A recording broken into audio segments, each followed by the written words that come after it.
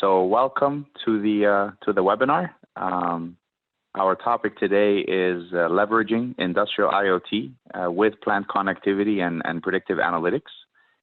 I will briefly introduce myself, and I'll have Tyson do the same. So my name is Mo Abuali.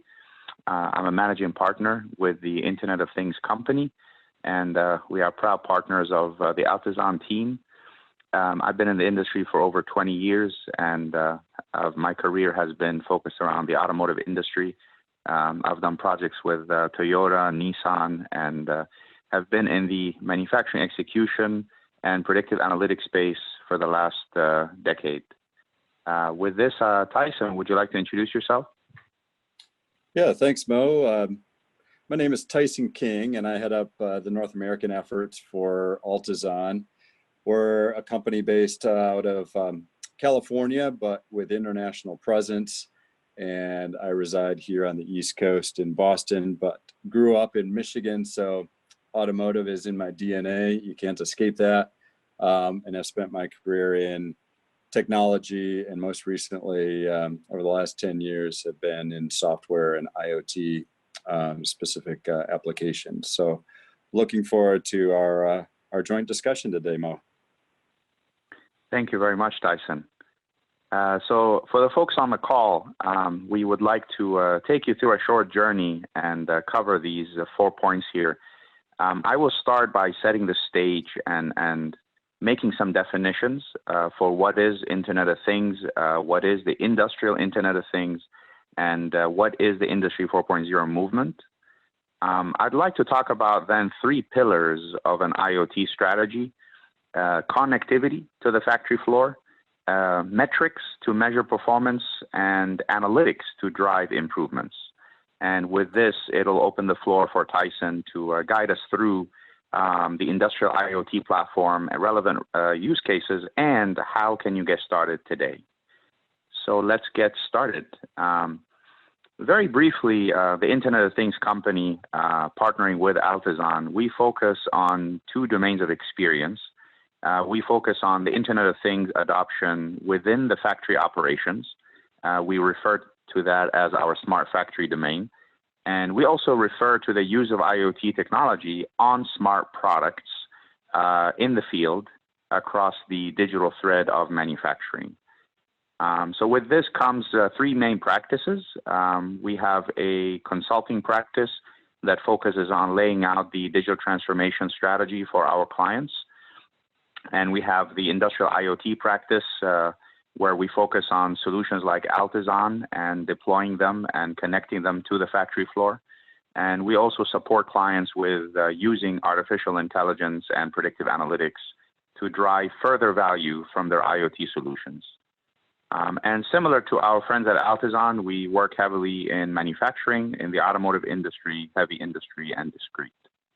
So we're a team of consultants, data scientists, and automation engineers, and we support clients in their IoT journey.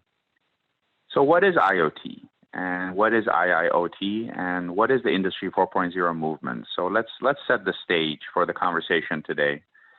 Let's start here. So the field of the Internet of Things is by no means a new field or a new initiative. It might have a new naming, but for many decades, industries and companies have been measuring performance and collecting data from a wide variety of assets. And in all honesty, they've been more safety critical assets like jet engines flying in the sky, residential areas, power plants, nuclear, coal-powered, et cetera, And obviously, safety is crucial for these types of assets. So connectivity and analytics is key. But in the past years, there has been a strong movement of bringing this knowledge into manufacturing. And there comes a subset of IoT, which is the industrial IoT domain of experience. And when you look into a factory operation, you're looking at multiple layers. And some refer to this as the ISA 95 standard. You're looking at machines, CNCs and PLCs and sensors. You're looking at data acquisition systems, sometimes referred to as SCADA. You're looking at manufacturing execution systems that are tying the plant floor to the business layer. your enterprise resource planning systems where you do your scheduling, finance, inventory, and so on.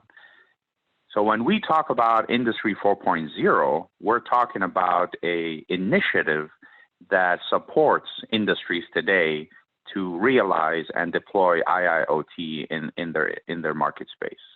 So Industry 4.0 was actually originally a German-led initiative many years ago, and it was sponsored by the German government and German academia and industries, and then it spread to become a European initiative, and the movement, of course, has moved into North America under a different naming. So the National Association of Manufacturing in the US, they refer to it sometimes as Manufacturing 4.0 or Smart Factory.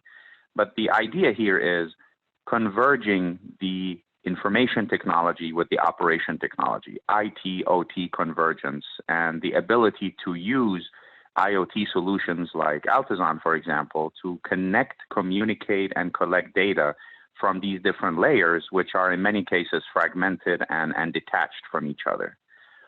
So when we then talk about an Industry 4.0 or a digital transformation strategy, we're talking about 4 pillars, which we're going to brush on in today's presentation. We're talking about, starting from the right and counting backwards, we're talking about what is the business case, okay? What is the return on investment from deploying this type of technology on the factory floor today? And then once that business case is established, how do I get connected? And how does an IoT solution then receive data from the connected plant floor? We're talking about analytics. We're talking about performance analytics, like using metrics like OEE on the factory floor. And we're talking about predictive analytics using AI and machine learning on the factory floor. And last but not least, we're talking about platforms and technologies like an Altizon solution that can connect and analyze and deliver that business case in a holistic way to the manufacturing plant. So a bit of a busy slide, but the animation hopefully has shown the audience how we're going from IoT to IIoT to the Industry 4.0 initiative and the pillars that we're going to be discussing in today's presentation. So I want to show you the transition, I would say. I mean, the 4th Industrial Revolution means that there were 3 more back in the day. And you can see that transition here. And in the previous revolution, there was obviously the PC and the PLC, the programmable logic circuits, which then enabled the use of cloud and connectivity and analytics, and what some refer to sometimes as IoT devices, to have a digital connected world. Of course, with every revolution comes more and more productivity and more collaboration. But I would like to define Industry 4.0 with a very simple sentence, actually. And the sentence goes like this. Industry 4.0 is about combining traditional manufacturing practices with the technological world, okay? Industry 4.0 at its heart is all about people, process, and technology. People, process, and technology drive traditional manufacturing practices today, and by marrying them together in the right recipe, in the right approach, you can have a very powerful and execution and deployment of an Industry 4.0 strategy. People, process, and technology. Industry 4.0 is truly about a transition, okay? Some say it's about a transformation. We view it as a transition, okay? And this transition can happen like this. On the people side, you have a lot of operator control on the factory floor, and you'll see more manufacturers that are starting to empower their operators with technology to be more intervention and making fixes rather than control. And then some manufacturers are moving into lights out operations where it's truly automated with less operators supervising or controlling the plant, right? And then on the process side, you're seeing some reactive manufacturers with more short-term thinking and more short-term decision-making. Sometimes we refer to that as a fail and fix approach, reactive approach, time-based approach. And many are moving into using systems to become more proactive and more predictive and preventive in the way they run their operation. And there comes the use of powerful IoT solutions that can enable that. And some that have a higher level of digital maturity are becoming more self-optimizing and more self-configuring using IoT and combining it with AI, for example. And there comes technology, right? When you look at a factory floor, some machines are brand new, some machines are old with analog controls. We refer to them as legacy machines. Some machines are more automated, more digital, with Ethernet capability and allowing you to use protocols like OPC to capture data directly from the machine controller. And some come with pre-built sensors like vibration and temperature and current and allow you to drive IoT and AI usage across the value stream, right? So it's important to assess what is the digital maturity of your operation. And that's the first thing we do as IoTCo, working with the Altizon team, for example. We go into a manufacturing plant and we assess what is your digital maturity, and we create an Industry 4.0 transition plan to support you in a phase approach to improve and enhance people, process, and technology. And at the end of the day, people, process, and technology drive profitability for your business, and that comes by the transition and the use of IoT solutions. So what is the business case? When we talk about profitability and we look at a smart factory and the transition to Industry 4.0, we're talking about measuring metrics like OEE, overall equipment effectiveness.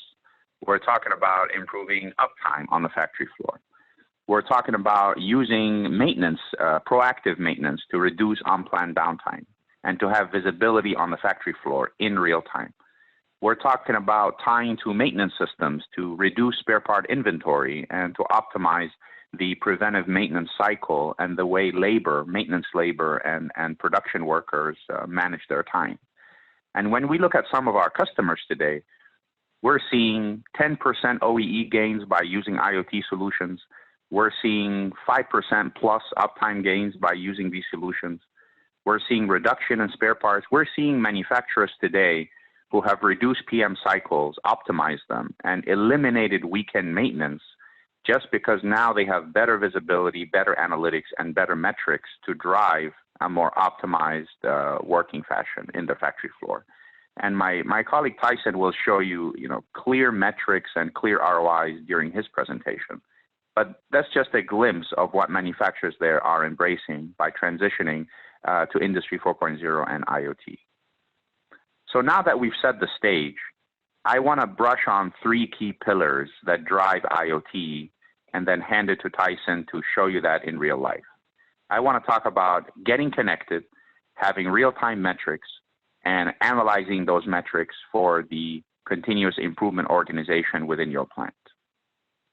Let's start by getting connected. Some say manufacturing data is the new oil that drives your intelligence. Manufacturing data is key. Real-time manufacturing data is key to achieve ROI from IoT and continuous improvement programs. And we ask questions when we enter a manufacturing environment. We ask, can we communicate to this machine? What is the cost to add communication to this machine? Do I need to instrument this machine? How long is it going to take me to connect a brand new Mazak or Makino versus a legacy machine from the 1950s, 1960s that is still making parts? And how much data and what type of data do I need to get from this machine? So we came up with a very systematic approach to do that. And it's a two-step approach. It starts with connectivity. It starts with auditing the PLCs and the factory and understanding clearly four things. Is the machine network capable, or do I need to instrument that machine with hardware to capture the data? Is the machine connected to your IT network, or how can we collaborate with your IT organization to make that happen? What is the data map that I need from the machine? And it depends on the use case. Am I measuring OEE? Am I doing SPC? Am I doing quality? Am I doing predictive maintenance? There are clear data maps depending on the use case that we defined, and the use case drives your business case. And lastly, once this is well thought out, understood, and documented, we make the machine data available to an IoT solution like Altizon that is able to take that data and drive the analytics and decision-making on the factory floor.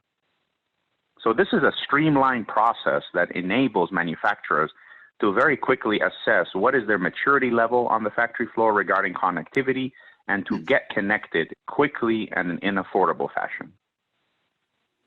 And then we talk about metrics. And Tyson will show you real-life examples of overall equipment effectiveness on the factory floor, on a plant level and on a multi-site enterprise level. You know, metrics is all about connecting your shop floor assets to your top floor business layer by using industrial IoT technology. When we look at many manufacturers today, they're only touching the tip of the iceberg. They're measuring productivity, which is good.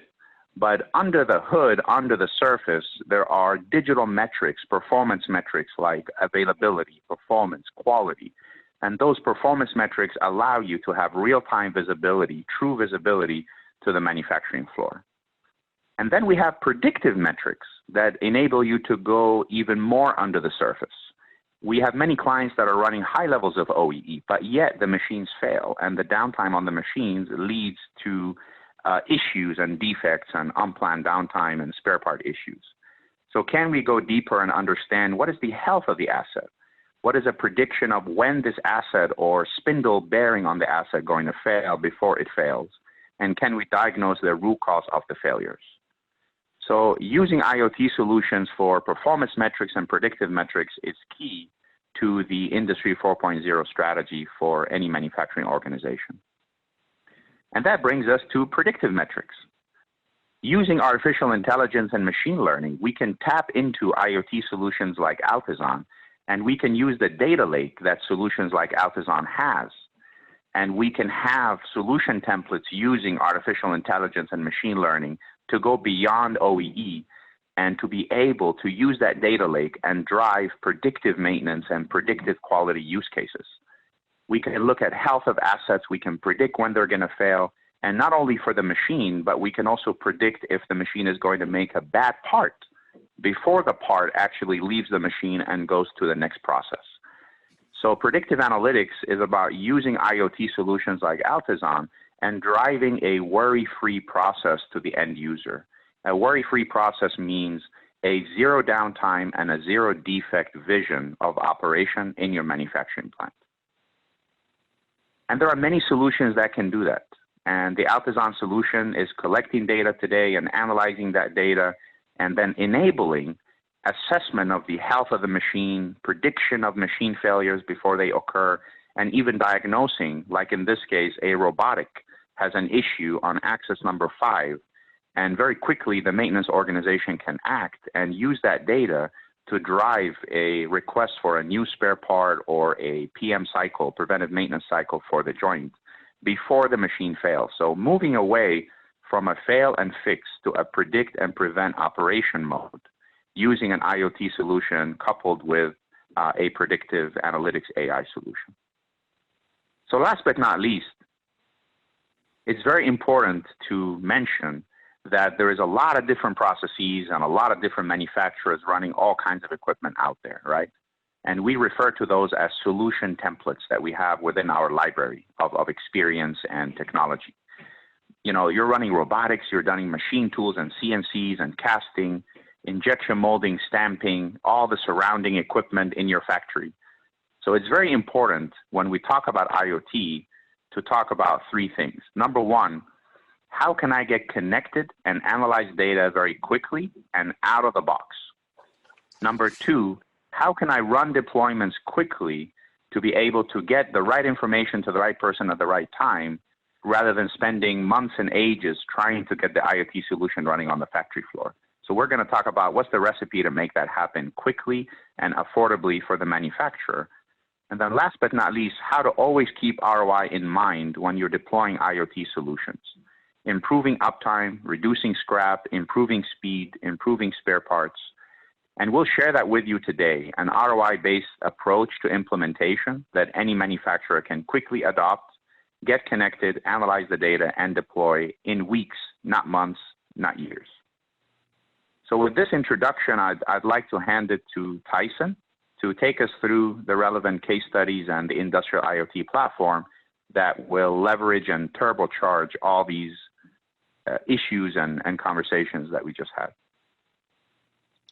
Well, thanks for that, Mo.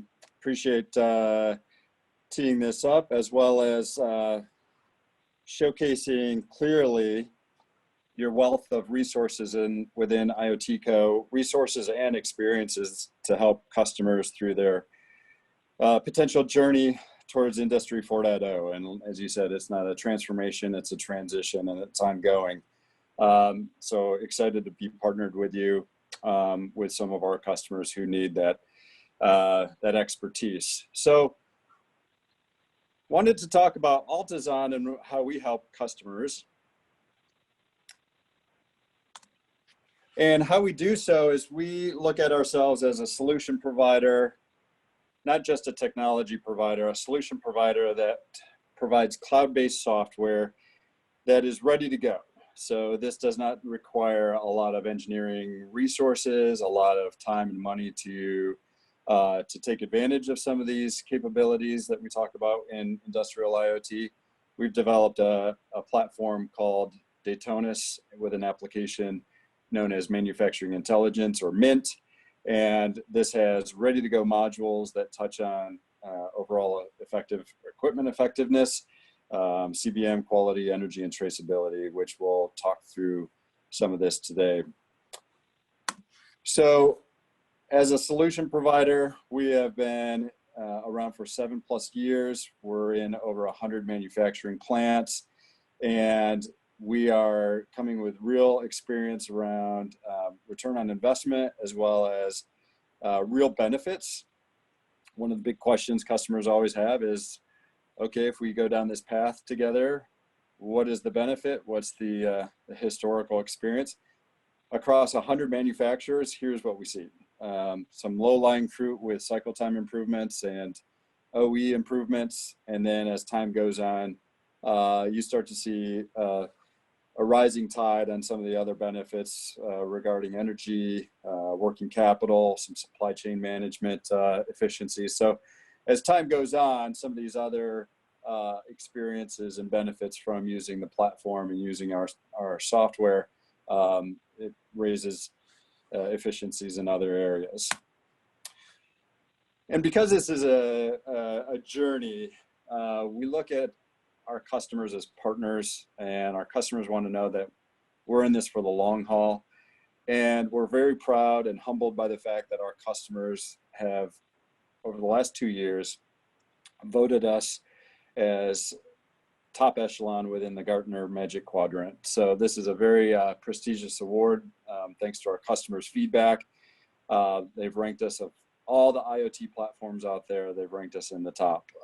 So we're excited about our approach and what we have been able to deliver with our existing customers, and we're looking forward to continuing that with potential new customers. So let's talk about a little bit how we approach and what we deliver with our customers. So a solution provider, we have an application called Mint. However, to get there, this is not just a cloud-based platform that you toss over the wall and say good luck. We work very closely with you to build out a connectivity with your existing machines and your existing plants, build out a manufacturing data lake so that you can collect the data from all those machines. And we've got, as some customers call it, we've got a museum of equipment, where there's equipment that's 50 years old, 10 years old, whatever it is. We've got a whole library of experiences, as well as adapters and protocols that we can patch that, those legacy machines, patch that data into a cloud manufacturing data lake. And from there, then you can start utilizing our application, as well as utilizing other applications. So Mo, you mentioned, predictive analysis. There's all kinds of tools that you can enable, and we look at ourselves as a solution provider. We'll pull that data out of the data lake and pull that into ERP systems, supply chain management systems, you name it. The software has to play well together if you're going to ultimately take full benefit and advantage of all this data coming from the machines. So we pride ourselves in helping you as a customer to, first of all, connect those machines, build out this data lake, and then fit the data into all kinds of different applications or other systems. So let's start with what we offer out of the box. So we have productivity tools. So within a matter of weeks, a customer can be up and running with a dashboard that offers insight into their capacity utilization, as well as details around their OE. They can get a real good insight into their manufacturing process and how efficient it is. And I would say, just looking at our example here, 73.5% OE is stellar. Most of our customers start off with something much less, and they're looking at software and visibility tools to be able to aspire to something greater than 70%. So the first key is, connecting machines, getting the data into a data lake, and then in a matter of weeks, you've got powerful tools here right at your disposal. And again, this doesn't take engineering resources or developers. This is all ready to go out of the box. In addition to productivity tools, another big one is condition-based monitoring tools. So you can get critical alerts based on quality trends, which helps with some customers as far as, raw materials are expensive. So it helps them keep their costs down and keep their quality up. But over time, you can imagine where this same data feeds into predictive maintenance models, and how do you do analysis around some of the trends coming from the machines and the parts. So how do you utilize condition-based monitoring tools to have immediate impact on your quality, and then over time build out predictive maintenance schedules. Another big one, work order tools. People want to, as they look forward into how they plan their calendars, they want to have a historical view of how is the process working. I scheduled it and planned for this, and I got that. So how is my process working, and do I need to make some changes to the calendar moving forward? And potentially, maybe I need to make some changes to how things are done on the floor, because if we're going to keep up with demand, we need to make sure that planned versus actual is tracking step by step. So those are some of the tools that we offer right out of the gate. Again, within a matter of weeks, you can have access to all these different dashboards and reporting tools. So we can come back to that, but let me jump into a case study, because at the end of the day, customers want to know, great, I see the dashboards. What do I do with it? What have some of your other customers experienced from it? How have they benefited?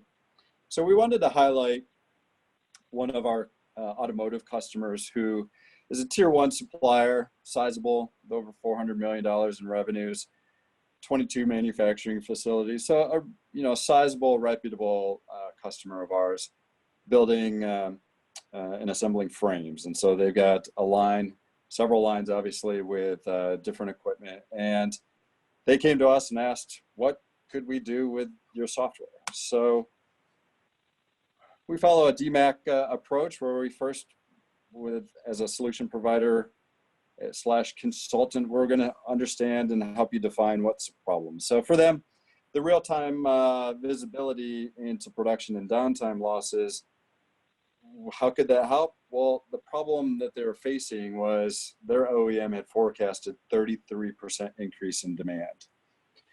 So for current times, and anyone who might watch this webinar, if it's archived in the future, we're in the middle of the global situation around COVID. And so we're probably not facing too many problems around 33% increase in demand. A lot of our customers at this point are coming in and saying, how do I use tools to help me optimize with a reduced workforce, because we can't have as many people in the plant? So this case study is actually relevant in the sense that although the demand may not be 33% greater, the demand to the number of workforce or number of people in the plant is actually increased. So thus, this case study we thought was very relevant today, to these times, and probably for the next year or two will continue to be relevant. So the first step in the process, to give you some insight, once we've defined the problem with you, we'll spend a week. It's usually 1 to 2 weeks to make sure that we can scope out the machines, make sure we can connect to our cloud platform. Based on our library of adapters and all the different tools we have, we can do this in a matter of a week or two. Some of our customers have been down the path with other providers that might take months. So that becomes a real challenge when you talk about connectivity. So we try to make this real simple, on average, again, 1 to 2 weeks to get an entire line connected to the cloud. Now, once we have the connectivity and we start pulling in data, we're going to work closely with you to make sure we establish a good baseline. Let's make sure the master data is all in there. Let's make sure that the data we're seeing matches the data, the real world scenario that you're experiencing. So call it data integrity. We want to establish a good baseline. So good data in is good data out, or good reporting out. So we want to make sure everything is buttoned up. This typically takes a couple weeks. And in this customer scenario, after a couple weeks, trying to understand how could they potentially improve their productivity. They didn't see much of an issue with their CP, so their quality. But if you look at the average daily production count and then correlate that to the OE, so the blue charts versus the green charts, it's a 1-to-1 correlation on production and OE. So, after a couple of weeks, we've established a baseline. We think we have figured out a potential area for improvement. It's not necessarily quality, it's how do we improve OE. So let's start peeling the onion back. Let's start analyzing where could we improve OE. So with all the data coming in from the machines and from different systems, there was a Pareto list of what are the top productivity loss reasons. For this customer, the scenario was material not available was by far and away the #1 reason. But the next two were also equally of significance in the sense that it could make an impact. Losses, the availability of an operator, as well as product changeover. So after looking at this, there was ample opportunity with those top 3 loss reasons for us to go look at, okay, now what do we do about this? So again, as a solution provider, we're going to work with you to utilize the software and put together the right tasks or teams to go discover what is it that is the. So we help them with 3 project teams, each tackling one specific downtime reason. So the first one was the material availability. The second one was the contact time losses. And then the third team was around level load scheduling. So this takes a little bit of time, forming the teams, doing some analysis, digging into what's going on behind the scenes. And we want to be involved with that and help match some of the data with what you're seeing. And so after about, say, 2 months, the teams came back with some real good insights into what was happening, and matching that up with the data, we were able to come out with some real tangible process improvements. And then, and I'll talk to that here in just a moment, but then it's not just a one and done. We take an analysis, or we take an approach to solving some problems and then wipe your hands, you're done. This is an ongoing effort. So it's constantly looking at how do you maintain some of those process improvements? How do you, it's a continuous improvement exercise of, now you've solved the biggest problems. Now, how do you continue to solve the next problem? And how do you continue to look at maybe new processes as your customers and products change? So this is an ongoing effort that we want to make sure that you've got all the tools available to be able to have real visibility into a dynamic workforce, a dynamic process, and make sure that you can sustain that implementation.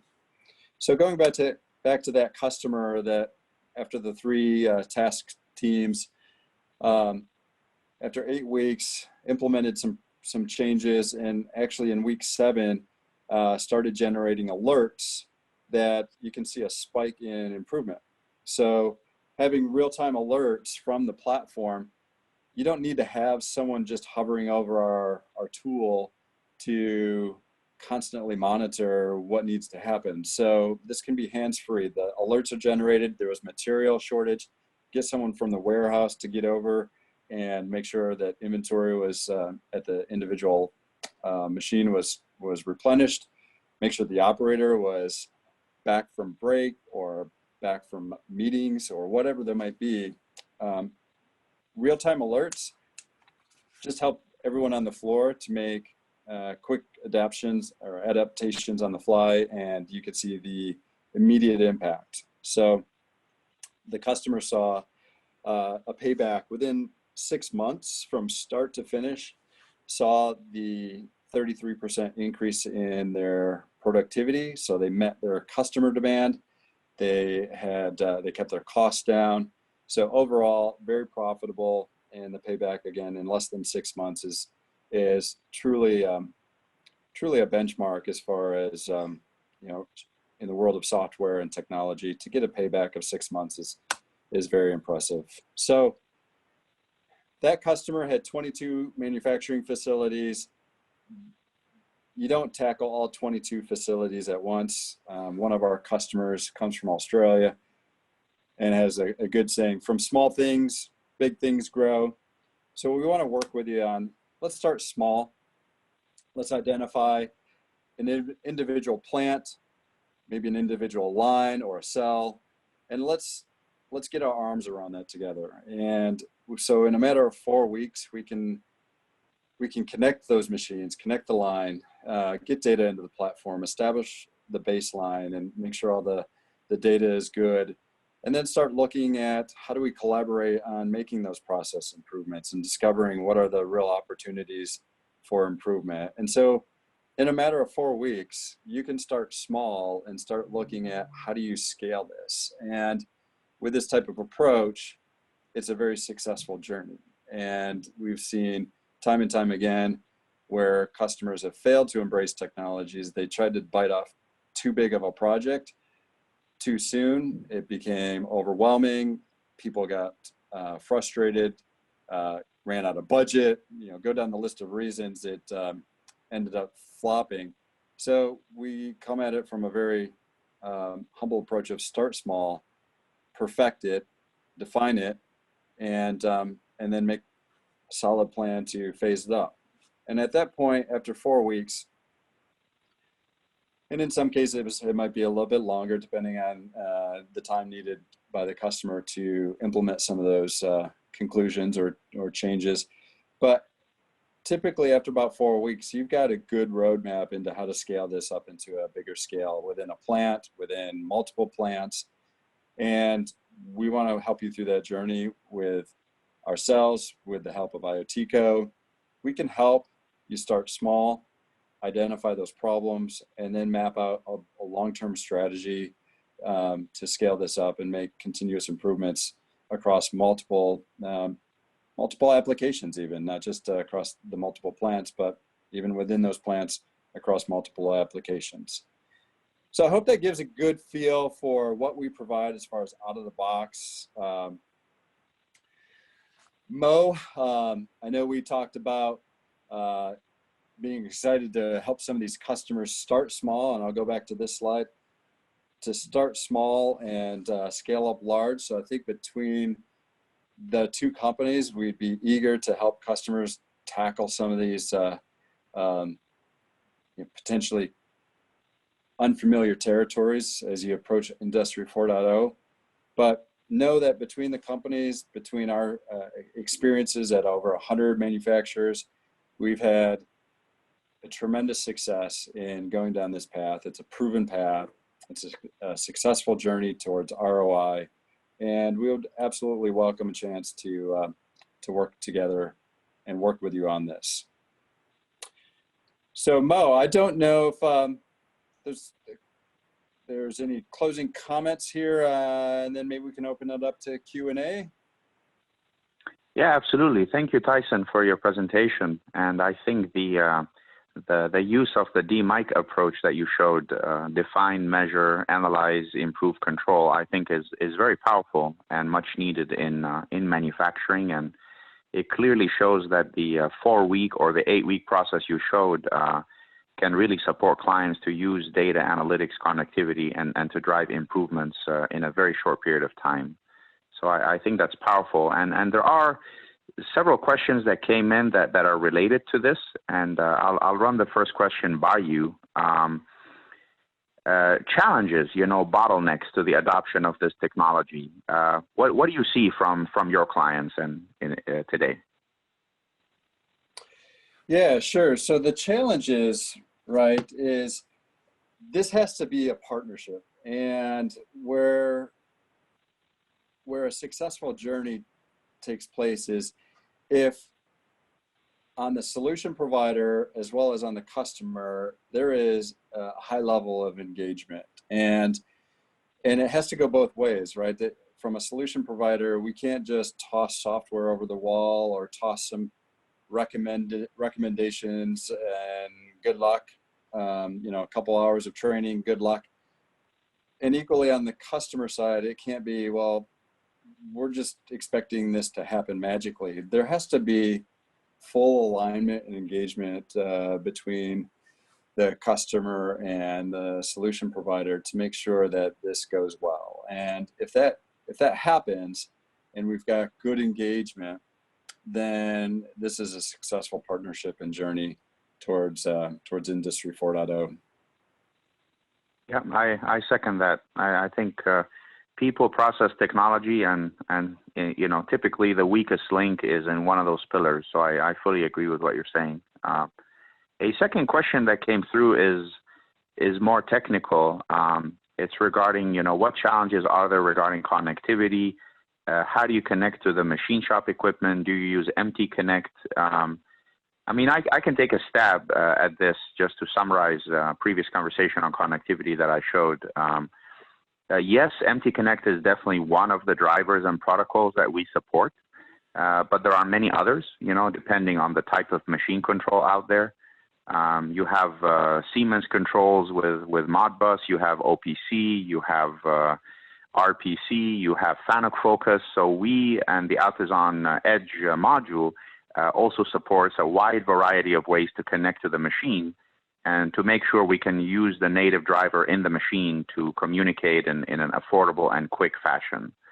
But also on legacy machines, which have no Ethernet and they're quite older and they don't support protocols, we bring in off-the-shelf hardware, which is quite affordable. And there's different manufacturers out there, HMS, Siemens, many others makes the hardware.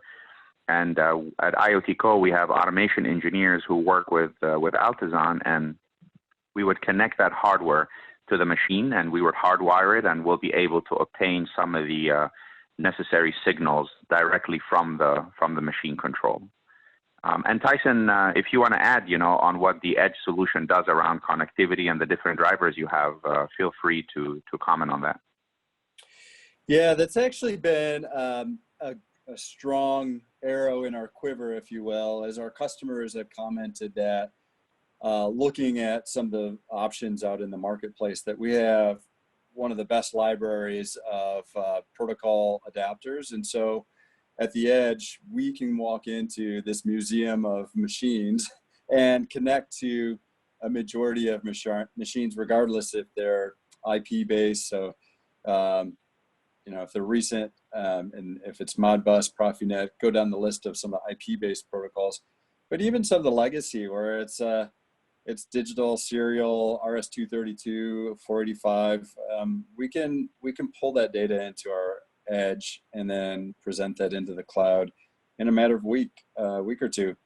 And speaking of the Edge layer, so one of the questions is, well, do you have proprietary hardware? Is it a special gateway? We're a software company that wanted to be flexible and accommodate different customer needs, and so we built a simple Edge layer that's hardware agnostic. So if you've got a gateway, an existing gateway, we can run our or a VM, we can run our Edge software on that, and then other folks will put a dedicated Windows machine and run our edge software on it. So it's very flexible on the implementation. And it served us well, again, going into a variety of scenarios, different customers, different IT requirements, firewall issues. It's helped us navigate those waters so that it's a very flexible solution, connecting the OT to the IT, but then also even just within the OT, connecting those legacy machines and variety of OEMs into our platform. So it's a very important piece, that connectivity layer, before you can even think about building that manufacturing data lake. Absolutely, absolutely. Thank you, Tyson. And a question also came through about the general architecture of the solution and what type of databases are being used. And I can quickly comment by saying, you know, these solutions and IoT solutions, including Altizon, are now more and more cloud enabled. So there would be a multi-tenant cloud like an AWS or an Azure where the application server is running. So you obviously can access the solution from anywhere in the world. You have to have the roles to do that and the rights to do that. Obviously, it's all role-based. And on the factory floor, we typically would set up a historian or an OPC server of some sort on the factory floor. And the edge solution or the edge module that Tyson is referring to can also be deployed on the factory floor, which will ensure, you know, that there is no bandwidth or data communication issues to the cloud.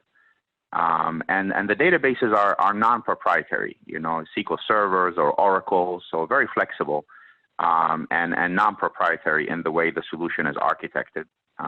And again, the architecture is flexible, right? For a multi-site client who has multiple manufacturing sites around the world, you know, we can sit together and strategize and architect the right solution that would support the client needs and comply with your IT policies. Another question that came in, I think also would be good for Tyson to comment. Tyson, you showed an example of that 4-week process, you know, to deploy the IoT solution. Can you comment how long it could take from experience to, you know, roll this out to a mid-sized factory of, say, 30 machines or 50 machines? Yeah, it's a good question. You know, probably a range, if you were to look at 30 to 50 machines, is, let's just say it scales up almost linearly as far as connecting the machines, say 10 per week. So to do 30 to 50 machines would probably be, on average, again, just off the top of my head, would probably be more like 4 or 5 months, which... And with the similarities of machines, Tyson, let's say the machines are similar, would that help accelerate that? Absolutely. If they're similar machines and they're all within one plant, then you could probably still implement within the 4 weeks. Our experience is you never have that luxury of having 30 or 40 or 50 Right. machines of all the same make, model, form, fit, and function. Thank you. And I think we have a final question, which is more relevant to these current times, I would say. And I'll let you give some final comments on this, Tyson. So in an economic downturn, why is now a good time to invest in technology? What would be your concluding remarks on that, Tyson? Yeah, I think it's a great question. And I think a lot of people are scratching their heads right now trying to understand, in this economic environment, do I really need to spend more money and invest on technology, or do I need to just bunker down and ride this thing out? And the interesting thing is customers more than ever have actually reached out and said, we want to invest right now. We've been looking at this Industry 4.0. We've had some, call it initial ideas and plans, and just have been too busy to implement. And now we actually have the bandwidth to go make the effort to take the organization down this journey towards Industry 4.0. And then specific to investing in the technology to support that, the whole world is changing as far as supply chains are changing. People are moving manufacturing back into more geographic or maybe just different geographies to be able to accommodate the new norm. And part of this too then is, again, going back to, with potentially a reduced workforce for whatever reasons, maybe it's social distancing, maybe it's just reduction in force, whatever the case might be. How do we continue to be competitive and come out stronger? And so customers have said, I need to invest in this now if I'm going to be a year, 2 years from now competitive once we come out of this recession and come out of this this situation. So now is absolutely the time when you've got the bandwidth within the organization to go look at some changes, to embrace these changes. Again, it's not just technology, it's investing in the technology and investing your time as people and as an organization to go best utilize the technology. So now is absolutely the time to invest in the future if you're going to come out stronger on the other side. That's a great question, whoever asked that. Thank you. Well, thank you, Tyson, and well thought out and well answered. Yeah, I do appreciate the opportunity to co-present with you today and to go through these questions. And IoTCo truly welcomes a partnership with Altizon to bring IoT solutions out to the market. So I appreciate your time today, Tyson, and stay healthy, and thank you for your time. Yeah, thanks, Mo. Likewise, looking forward to helping our customers together, and thanks for everyone who joined today. And stay healthy, stay safe, and be well.